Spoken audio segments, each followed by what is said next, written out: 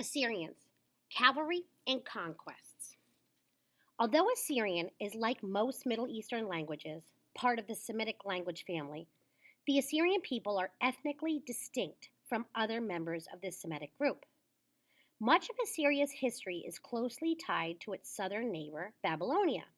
The two Mesopotamian empires spoke similar languages and worshipped most of the same gods. They were often rivals on the battlefield for influence in the ancient Middle East. The history of Assyria spans mainly from about 2000 BCE, when the cities of Nineveh and Calah were founded, to the destruction of Nineveh in 606 BCE. Whereas Babylonia is best remembered for its contributions in literature, architecture, and the law, Assyria is chiefly remembered for its military prowess, advances in weaponry, and meticulously recorded conquests. Geographically, Assyria occupied the middle and northern part of Mesopotamia. It was situated between the Euphrates and Tigris rivers, and its major cities were Calah, Zab, Ashur, and the capital, Nineveh. The power and the gory. They wielded swords, scepters, axes, pikes, blades, daggers, and spears. The Assyrians didn't mess around. I am powerful. I am all powerful. I am without equal among all kings. This was the boast of King Esarhaddon, who expanded the Assyrian Empire to its greatest extent.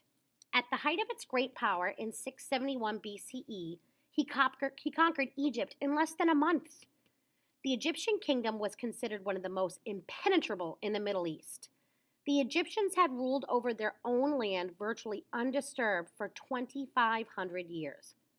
Once Egypt was captured, Esarhaddon and his successor, Assurbanipal, ruled an empire that stretched over 1,000 miles from the Nile River to the Caucasus Mountains. In its time, the Assyrian Empire was the greatest the world had ever seen. The center of the empire was located in what is now northern Iraq, and its capital was called Nineveh. Tiglath-Pileser first. Few could stand in the way of the Assyrian expansion. After toppling the Babylonian Empire, the Assyrians conquered the Israelites, the Phoenicians, and even parts of the mighty Egyptian Empire. Tiglath-Pileser I was an early Assyrian king who began his reign in about 1100 BCE.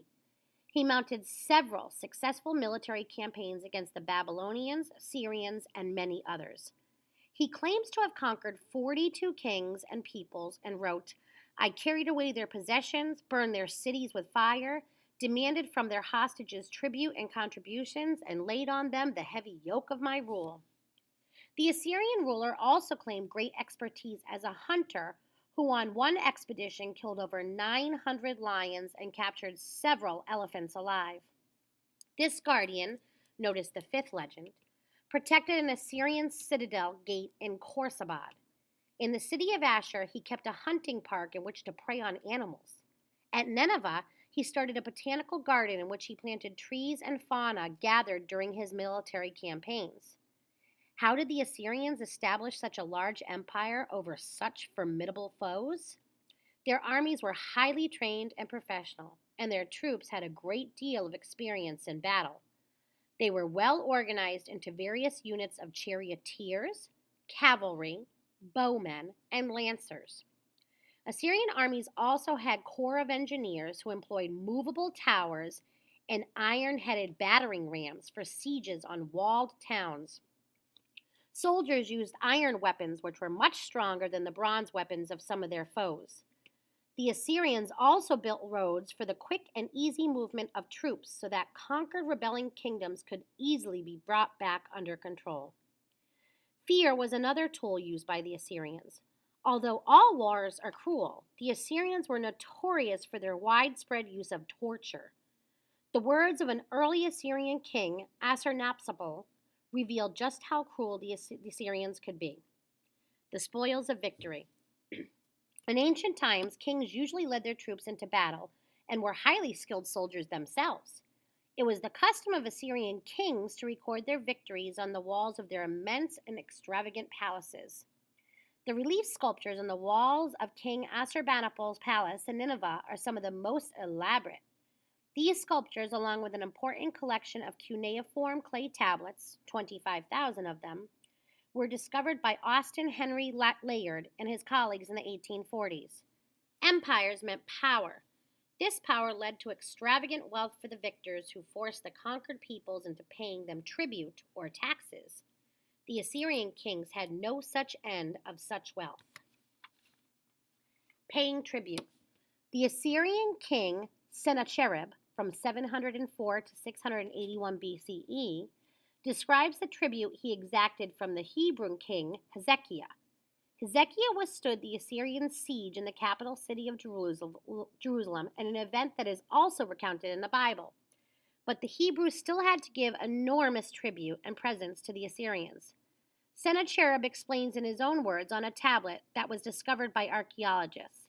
He sent a convoy after me to Nineveh, my royal city, with 30 talents of gold, 800 talents of silver, jewels, antimony, couches of ivory, easy chairs inlaid with ivory, elephants' hides, elephants' tusks, all kind of valuable treasures, and his daughters, his harem, and male and female singers.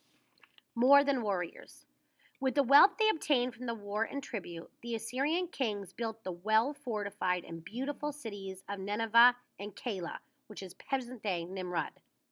In these cities, they placed their grand palaces, some of which spanned several acres. If these places, Assyrian kings showed their more cultured side. The first glassmaking, the invention of backgammon, the ancestor of the lock and key, even therapeutic massage are thought by many scholars to be Assyrian inventions. But the Assyrian Empire's grandeur did not last. Just as it reached its peak, it began to crumble. Fighting between King Assurbanipal and his brother weakened the empire and opening it up to foreign invaders.